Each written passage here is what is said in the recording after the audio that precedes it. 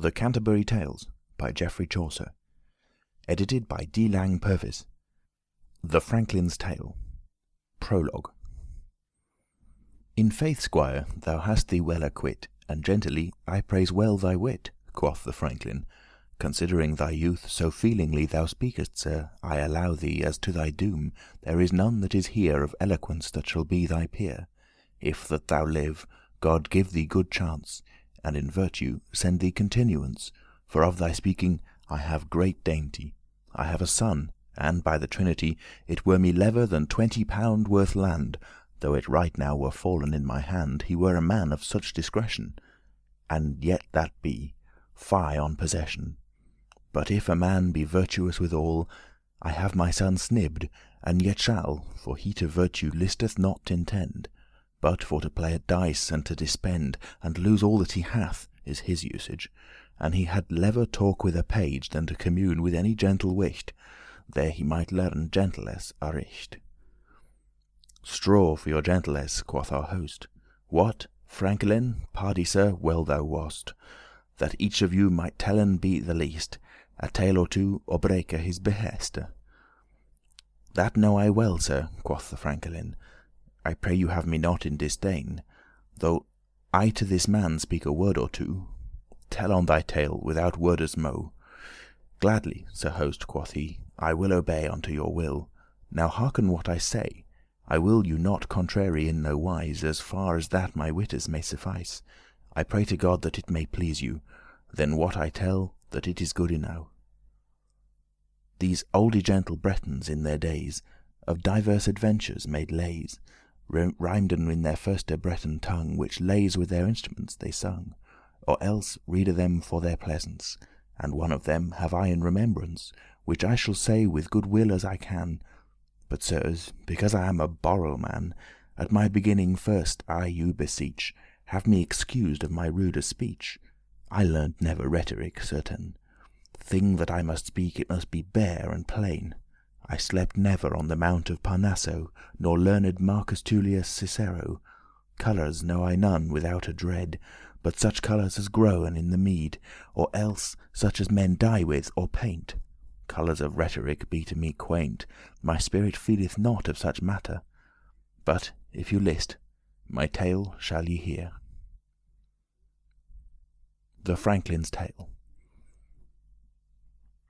In Arviragus, that is called Britannia, there was a knight that loved and did his pain to serve a lady in his beste wise, and many a labour, many a great emprise, he for his lady wrought, ere she were won, for she was one the fairest under sun, and eke thereto come of so high kindred, that well unnethes dost this knight for dread.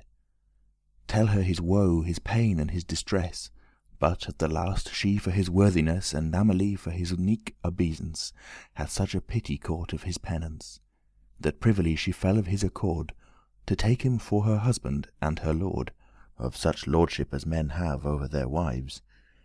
And for to lead the more in bliss their lives, of his free will he swore her as a knecht, that never in all his day he day nor nicht should take upon himself no mastery against her will, nor kithe her jealous eye, but her obey, and follow her will in all, as any lover to his lady shall. Save that the name of sovereignty, that would he have, for shame for his degree. She thanked him, and with full great humbless she said, Sir, none of your gentleness ye proffer me to have so large a reign, ne would a God never betwixt us twain, as in my guilt, were either war or strife. Sir, I will be your humble true wife. Have here my troth, till that my heart abreast. Thus be they both in quiet and in rest. For one thing, sires, safely dare I say, that friends ever each other must obey. If they will longer hold in company, love will not be constrained by mastery. When mastery comes, the god of love anon beateth his wings, and farewell, he is gone. Love is a thing as any spirit free. Women of kind desire liberty, and not to be constrained as a thrall. And so do men, if soothly I say shall. Look who that is most patient in love. He is at his advantage all above. Patience is a high virtue certain, for it vanquisheth, as these clerks sayn, things that rigour never should attain. For every word men may not chide or plain, learn to suffer, or so may I go. Ye shall it learn whether ye will or no. For in this world certain no wish there is, that he not doth or saith sometimes amiss, ire, or sickness, or constellation, wine, woe, or changing of complexion, causeth full oft to do amiss or speaken. On every wrong a man may not be recon. After the time must be temperance, in every wish that can of governance. And therefore hath his worthy wise knight to live in ease, sufferance her behight. And she to him full wisely gan to swear, that never should there be a default in her. Here may men see a humble wife accord. Thus hath she taken her servant and her lord, servant in love and lord in marriage. Then he was both in lordship and servage. Servage? Nay, but in lordship all above, since he had both his lady and his love. His lady certes, and his wife also, the which that law of love accordeth to. And when he was in this prosperity, home with his wife he went to his country, not far from Penmark, where his dwelling was. And there he lived in bliss and in solace. Who coulde tell but he had wedded be the joy, the ease, and the prosperity that is betwixt a husband and his wife.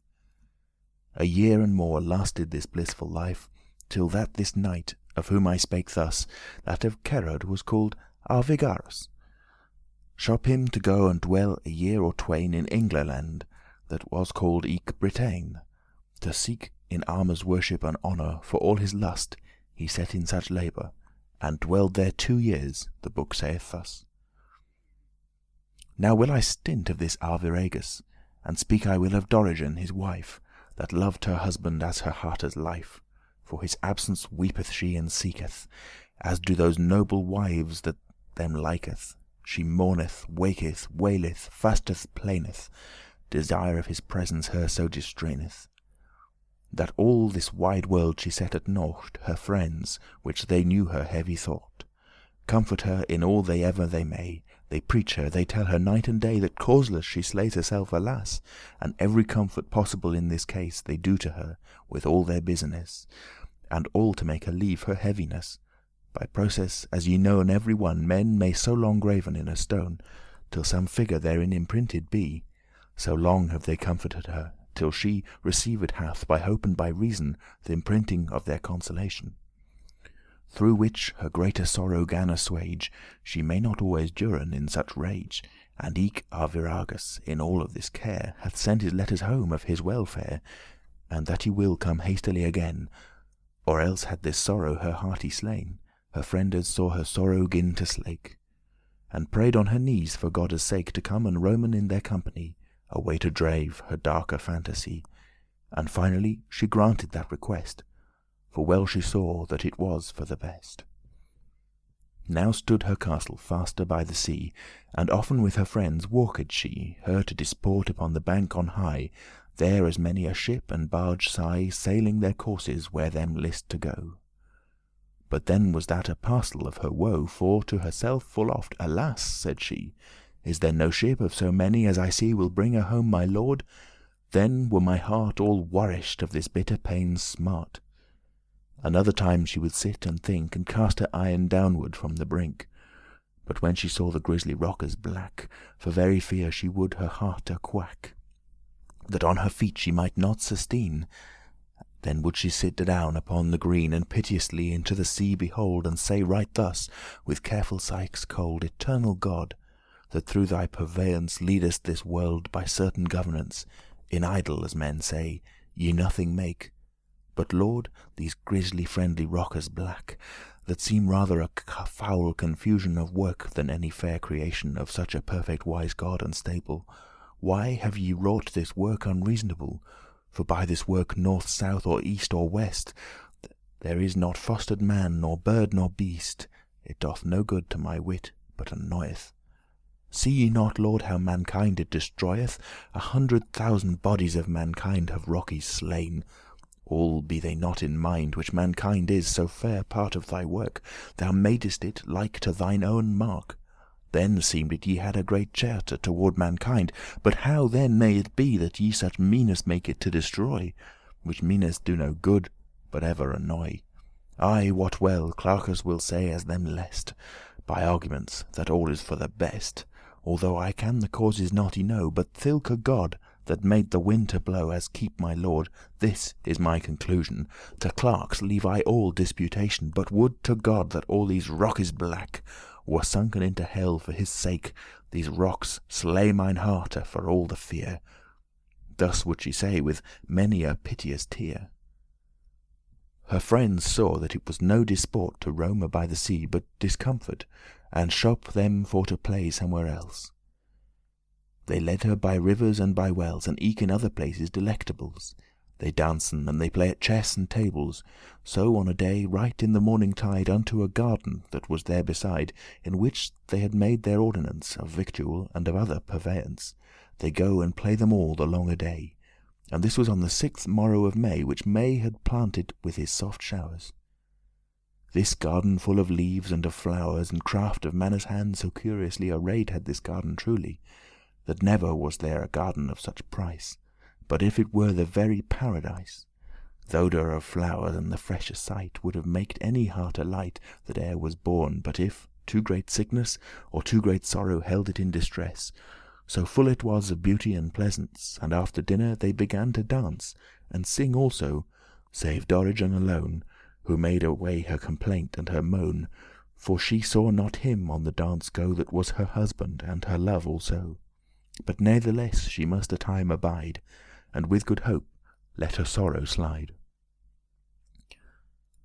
Upon this dance, among other men, danced a squire before Dorigen, that fresher was and jollier of array as to my doom than is the month of May. He sang and danced, passing any man that is or was since that the world began. Therewith he was, if man should him descrive, one of the best faring men alive, young, strong, and virtuous, and rich and wise, and well beloved, and holden in great price. And shortly of the sooth I telle shall, unweeting of this Dorigen at all, this lusty squire, servant to Venus, which that he called was Aurelius, had loved her best of any creature, 2 year and more as was his aventure. But never durst he tell her his grievance, without a cup he drank all his penance. He was despaired, nothing durst he say, save in his songes somewhat would he ray his woe, as in a general complaining he said he loved, and was beloved nothing. Of such a matter made he many lays, songes, complainters, roundels, viriles, how that he durst not his sorrow tell, but languished as doth a fury in hell, and die he must, he said, as did Echo for Narcissus, that durst not tell her woe. In other manner than ye hear me say, he durst not to her his woe betray, save that paraventure sometimes at dances, where younger folk keep their observances, it may well be he looked on her face, in such a wise as man that asketh grace, but nothing wiste she of his intent. Nevertheless it happened, ere they thennes went, because that he was her neighbour, and he was a man of worship and honour, and she had knowen him of time yore. They fell in speech, and forth aye more and more unto his purpose drew Aurelius. And when he saw his time, he said thus, "Madam," quoth he, "by God that this worlde made, so that I wist it might your hearte gladde, I would, that day that your Arviragus went over sea, that I, Aurelius, had gone where I should never come again. For well I wot my service is in vain, my guerdon is but bursting of mine heart. Madam, rue upon my pain as smart, for with a word ye may me slay or save. Here at your feet God would that I were grave. I have now no leisure more to say. Have mercy, sweet, or you will do me day." She gan to look upon Aurelius. "Is this your will?" quoth she, "and say ye thus?" "Ne'er erst," quoth she, "I wiste what ye meant, but now, Aurelius, I know your intent.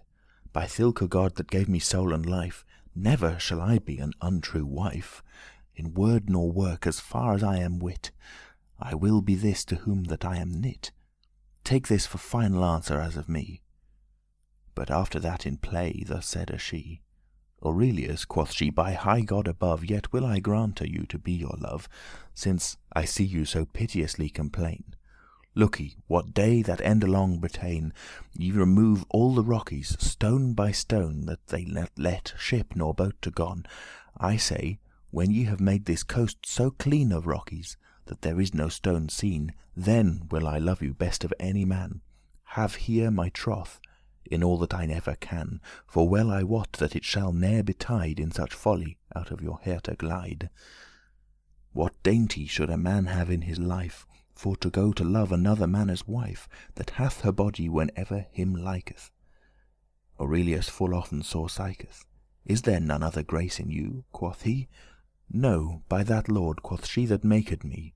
Woe was Aurelius when he that heard, and with a sorrowful heart he thus answered, Madam, quoth he, this were an impossible, then must I die of sudden death horrible.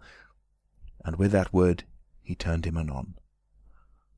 Then came her other friends many a one, and in the alleys roamed up and down, and nothing wist of this conclusion, but suddenly began to revel new, till that the brighter sun had lost his hue, for the horizon had reft the sun his light. This is as much to say as it was night. And home they go in mirth and solace, save only wretched Aurelius, alas! He to his house is gone with sorrowful heart. He said he may not from his death astart. Him seemed that he felt his heart a cold. Up to the heaven his handes gan he hold, and on his knees bare he set him down, and in his raving said his orison. The very woe out of his wit he brayed, he wist not what he spake, but thus he said with piteous heart. His plaint hath he begun unto the gods, and first unto the sun. He said, Apollo, god and governor of every plant, herb, tree, and flower, thou givest, after thy declination, to each of them his time and his season, and thine hairbrow changeth low and high. Lord Phoebus, cast thy merciable eye on wretched Aurelius, which that am but lorn. Lo, Lord, my lady hath my death y sworn, without a guilt, but thy benignity. Upon my deadly heart have some pity. For well I wot, Lord Phoebus, if you lest, ye may me helpe, save my lady best. Now vouchsafe that I may you devise, how that I may be holp, and in what wise. Your blissful sister Lucina the Sheen, that of the sea is chief goddess and queen, though Neptunus have deity in the sea, yet empress above him is she. Ye know well, Lord, that right as her desire is to be quicked and lighted of your fire, for which she followeth you full busily. Right so the sea desireth naturally to follow her, as she that is goddess both in the sea and rivers more and less. Wherefore, Lord Phoebus, this is my request, do this miracle, or do mine heart a breast, that flow next at this opposition, which in the sign shall be of the lion, as prayer her so great a flood to bring, that 5 fathom at least it oversprang the highest rock in Armoric Bretagne. And let this flood endure years a twain. Then certes to my lady may I say, Holder your hest, the rockies be away. Lord Phoebus, this miracle do for me, pray her she go no faster course than ye. I say this, pray your sister that she go no faster course than ye these years too. Then shall she be even at full all way, and spring flood lasteth both night and day. But she vouchsafe in such manere to grant her me my sovereign lady dear. Pray her to sink every rock adown into her own dark region, under the ground where Pluto dwelleth in, or never more shall I my lady win. Thy temple in Delphos will I barefoot seek. Lord Phoebus, see the tears on my cheek, and on my pain have some compassion. And with that word in sorrow he fell down, and long a time he lay forth in a trance. His brother, which that knew of his penance, up caught him, and to bed he hath him brought. Despaired in this torment and this thought, let I this woeful creature lie. Choose he for me where'er he will live or die. Arviragus, with health and great honour, as he that was of chivalry the flower, is come home, and other worthy men. O blissful art thou now, thou Dorigen! Thou hast thy lusty husband in thine arms, the fresher knight, the worthy man of arms, that loveth thee as his own hearte life. Nothing list him to be imaginative. If any wight had spoke while he was out to her of love, he had of that no doubt. He not intended to know such matter, but danced, jousted, and made merry cheer, and thus in love and bliss I let them dwell. And of the sick Aurelius will I tell, in languor and in torment furious. 2 year and more lay wretched Aurelius. ere any foot on earth he might have gone, nor comfort in this time had he none, save of his brother, which that was a clerk. He knew of all this woe and all this work, for none other creature certain. Of this matter he durst no word sayn. Under his breast he bare it more secree than e'er did Pamphilus for Galatie. His breast was whole withoute for to seen, but in his heart aye was the arrow keen. And well ye know that of a Sir in surgery is perilous the cure. But men might touch the arrow or come thereby. His brother wept and wailed privily, till at the last him fell in remembrance that while he was at Orleans in France, as young a clerk as that be liquorous, to read in artes that be curious, seeken in every hulk and every herne, particular sciences for to learn, at him remembered that upon a day at Orleans in study a book he say of magic natural, which his fellow, that was that time a bachelor of law, all were he there to learn another craft, had privily upon his desk he laughed, which book spake much of operations, touching the 28 mansions that long unto the moon, and such folly as in our days is not worth a fly, for Holy Church's faith in our belief, us suffereth none elision to grief. And when this book was in his remembrance, anon for joy his heart began to dance, and to himself he said privily, my brother shall be nourished hastily. For I am sicker that there be sciences by which men make diverses appearances, such as these subtle tregetours play. For oft at feasties have I well heard say that tregetours within a hall large have made come in a water and a barge, and in the hall rowen up and down. Sometimes hath seemed come a grim lion, and sometimes flowers spring as in a mead, sometimes a vine and grapes white and red, sometimes a castle all of lime and stone, and when it them liked, voided it anon. Thus seemed it to every manne's sight. Now then conclude I thus, if that I might at Orleans some older fellow find that hath these mooners' mansions in mind, or other magic natural above, he should well make my brother have his love. For with an appearance a clerk may make to manner's sight that all the rockers black of Bretagne were voided every one, and ships by the brink come and gone, and in such form endure a day or two. Then were my brother nourished of his woe, then must she needs holder his behest, or else he shall name her at the least. Why should I longer tale of this? Unto his brother's bed he comen is, and such comfort he gave him for to gone to Orleans that he upstarts anon, and on his way forthward then is he fair, in hope for to be list of his care. When they were come almost to that city, but if it were 2 furlong or 3, a young clerk roaming by himself they met, which that in Latin thriftily them gret. And after that he said a wondrous thing. I know, quoth he, the cause of your coming. And ere they farther any foot he went, he told them all that was in their intent. The Breton clerk asked of fellows in which they had known in older doors, and he answered him that they deader were, for which he wept full often many a tear. Down off his horse Aurelius licht anon, and forth with this magician is begone, home to his house, and made him well at ease. Them lacked no victual that might them please. So well arrayed a house as there was one, Aurelius in his life saw never none. He showed him, ere they went for to supper, forests, parks full of wilder deer, and there he saw harts with their horners high, the greatest that were ever seen with eye. He saw of them 100 slain with hounds, and some with arrows bleed of bitter wounds. He saw, when voided were the wilder deer, these falconers upon a fair revere, that with their hawks have the heron slain. Then he saw knights jousting in a plain, and after this he did him such a pleasance, that he him showed his lady on a dance, in which himself danced as him thought. And when this master that this magic wrought saw it was time, he clapped his handes to, and farewell all the revel is he go. And yet removed they never out of the house, while they saw all the sights marvellous. But in his study where his bookes be, they sat still, and no wished but they 3. To him his master called his squire, and said him thus, May we go to supper? Almost an hour it is, I undertake, since you bade our supper for to make.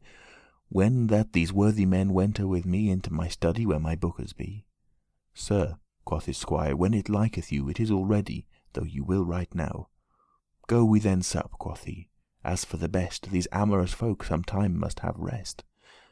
At after supper fell they in treaty what summer should this master's guerdon be, to remove all the rockes of Bretagne, and eke from Gironde to the mouth of Seine. He made it strange, and swore, so God him save, less than 1,000 he would not have, nor gladly for that sum he would not gon. Aurelius with blissful heart anon answered thus: "Fie on 1,000! This wide world, which that men say is round, I would it give, if I were lord of it. This bargain is full driven, for we be knit. Ye shall be paid truly by my troth, but look, for no negligence or sloth, ye tarry us here no longer than tomorrow." "Nay," quoth the clerk, "have here my faith to borrow. To bed is gone Aurelius when him lest, and well nigh all that night had he his rest. What for his labour and his hope of bliss, his woeful heart of penance had a liss." Upon the morrow, when that it was day, unto Bretagne they took the richt away, Aurelius and this magician beside, and be descended where they would abide. And this was, as the books me remember, the coldy frosty season of December. Phoebus waxed old and hued like latoun, that in was his hotter declination, shone as the burned gold with streamers bright, but now in Capricorn adown he light, where as he shone full pale, I dare well sayn, the bitter frostes with the sleet and rain destroyed have the green in every yard. Janus sits by the fire with double beard, and drinketh of his bugle horn the wine. Before him stands the brawn of tusked swine, and Noel crieth every lusty man. Aurelius, in all that ever he can, did to his master cheer and reverence, and prayed him to do his diligence, to bring him out of his paine's smart, or with such a sword he would slit his heart. This subtle clerk such ruth had on this man, that night and day he sped him, that he can to wait a time of his conclusion, that is to say, to make illusion, by such an appearance of jugglery, I know no terms of astrology, that she and every wight should ween and say that of Bretagne the rocks were away, or else they were sunken underground. So at the last he hath the time found to make his japes and his wretchedness of such a superstitious cursedness.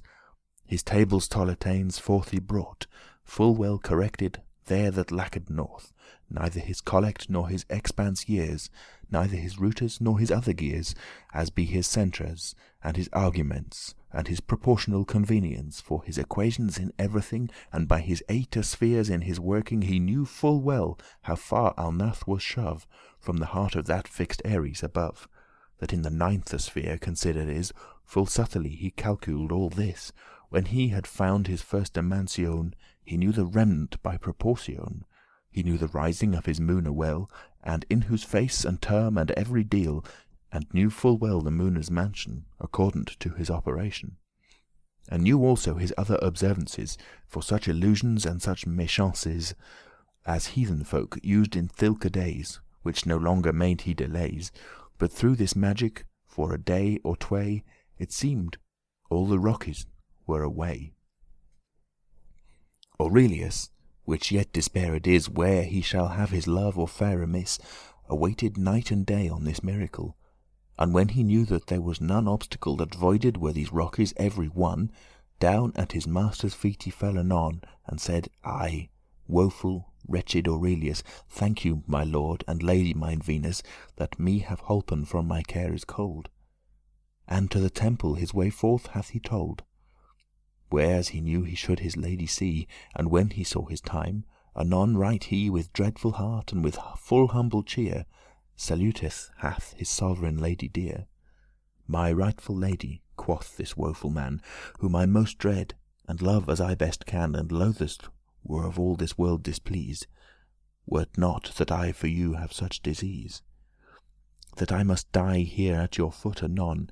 Naught would I tell how me is woe begone, but certes either must I die or plain, ye slay me guiltiless for every pain. But of my death, though that ye have no ruth, advise ye, ere that ye break your truth, repent you, for thilke God above, ere ye me slay, because I you love. For madam, well ye wot what ye have hight, not that I challenge anything of right of you, my sovereign lady, but of grace. But in a garden yond, in such a place, ye wot right well what ye behighted me, and in mine hand your troth plighted ye, to love me best. God wot ye said so. Albeit that I unworthy am thereto, madam, I speak it for the honour of you. More than to save my hearte's life right now, I have done so as ye commanded me. And if ye vouchsafe, ye may go see. Do as you list. Have your behest in mind, for quick or dead, right there ye shall me find. In you has all to do me live or die, but well I wot the rockers be away. He took his leave, and she astonished stood. In all her face was not one drop of blood. She never weened to have come in such a trap. Alas, quoth she, that ever this should hap, for weened I ne'er by possibility that such a monster or marvail might be. It is against the process of nature. And home she went, a sorrowful creature, for very fear unearthes may she go. She weeped, wailed all a day or two, and swooned, that it ruther was to see, but why it was, to no wish to told her she, for out of town was gone Arviragus. But to herself she spake, and said thus with face pale and full sorrowful cheer, in her complaint as ye shall after hear. Alas, quoth she, on thee fortune I plain, that unware hast me wrapped in my chain, from which to scape what I no succour, save only death, or else dishonour. One of these two behoveth me to choose, but natheless, yet had I liever lose my life than of my body have shame, or know myself a false, or lose my name, and with my doeth I may be quitty wis. Hath there not many a noble wife ere this, many a maiden slain herself, alas, rather than with her body do trespass? Yes, certes, lo, these stories bear witness. When 30 tyrants full of cursedness had slain Phidon in Athens at the feast, they commanded his daughters to arrest, and bring her before them in despite, all naked, to fulfil their foul delight. And in their father's blood they made them dance upon the pavement. God give them mischance, for which these woeful maidens full of dread, rather than that they would lose their maidenhead, they privily be start into a well, and drowned themselves, as the bookers tell. They have meseen let inquire and seek of Lacedaemon 50 maidens eke, on which they would do their lechery. But there was none of all that company that was not slain, and with a glad intent chose rather for to die than to assent to be oppressed of her maidenhood.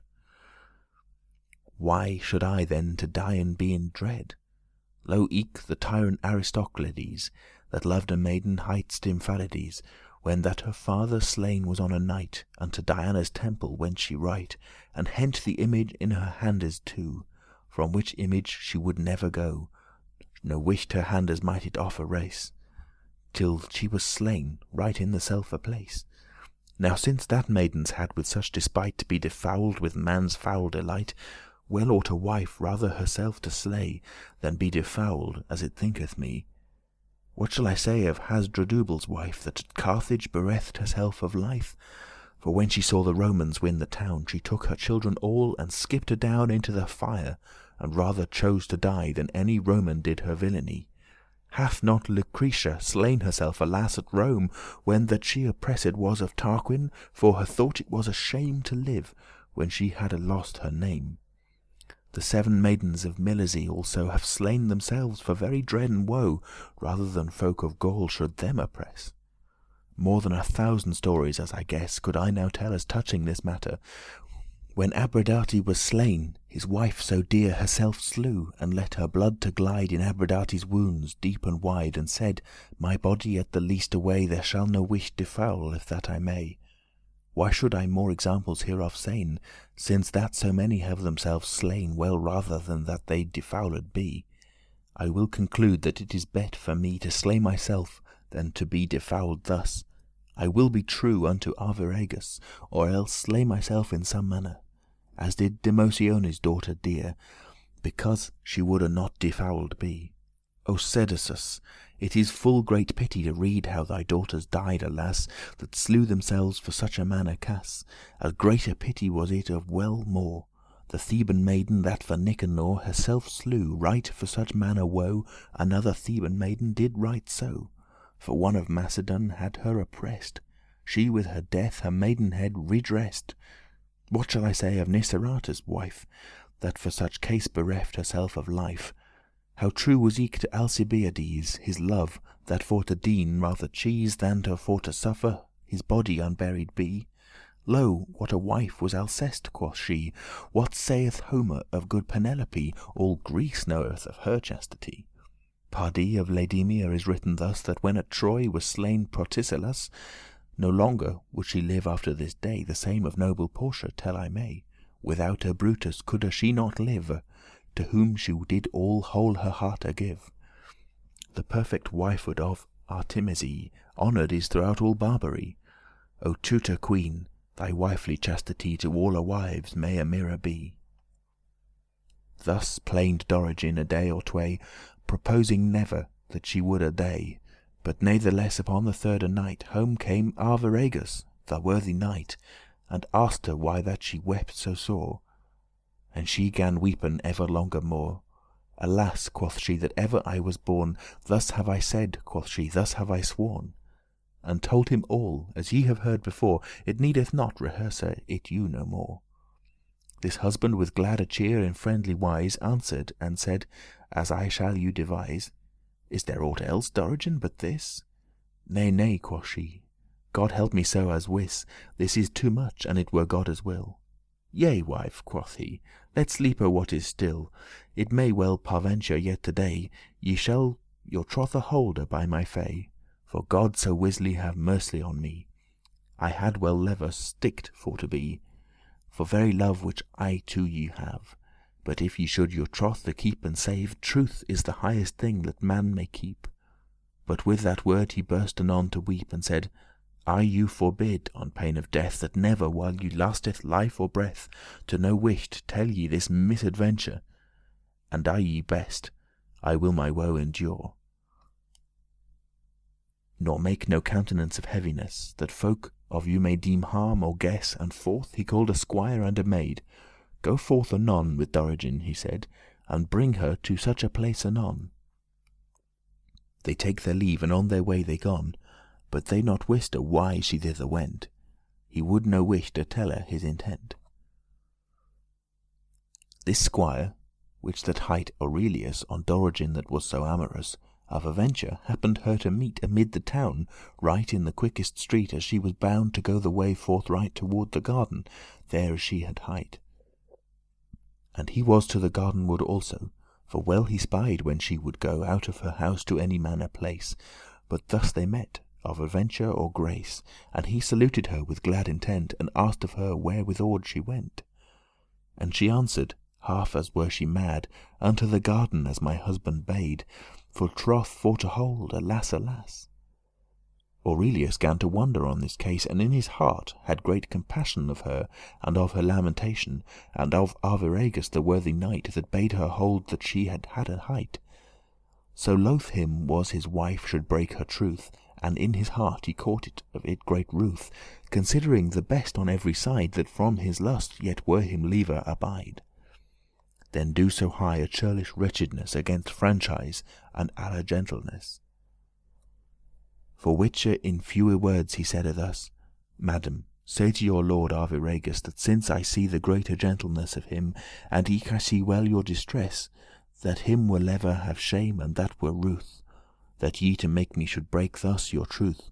I had well lever I to suffer woe, than to depart the love betwixt you two. I you release, madam, into your hond, quit every surement and every bond that ye have made to me as here beforn, since thilke time that ye were born. Have here my truth, I shall you ne'er reprieve of no behest, and here I take my leave as of the truest and the beste life that ever yet I knew in all my life. But every wife beware of her bewest.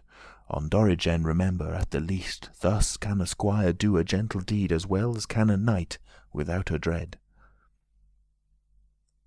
She thanked him upon her knees bare, and home unto her husband is she fare, and told him all as ye have heard her said, and truste me, he was so well apaid that it were impossible me to write. Why should I longer of this case indite?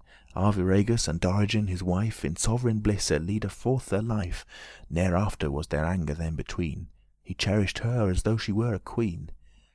and she was to him true for evermore. Of these two folk ye get of me no more. Aurelius, that as his cost had all forlorn, cursed the time that ever he was born. Alas, quoth he, alas that I be hight of pured gold 1,000 pound of white to this philosopher. How shall I do? I see no more, but I am fordue. Mine heritage must I needes sell, and be a beggar. Here I will not dwell, and shamen all my kindred in this place. But I of him may get a better grace.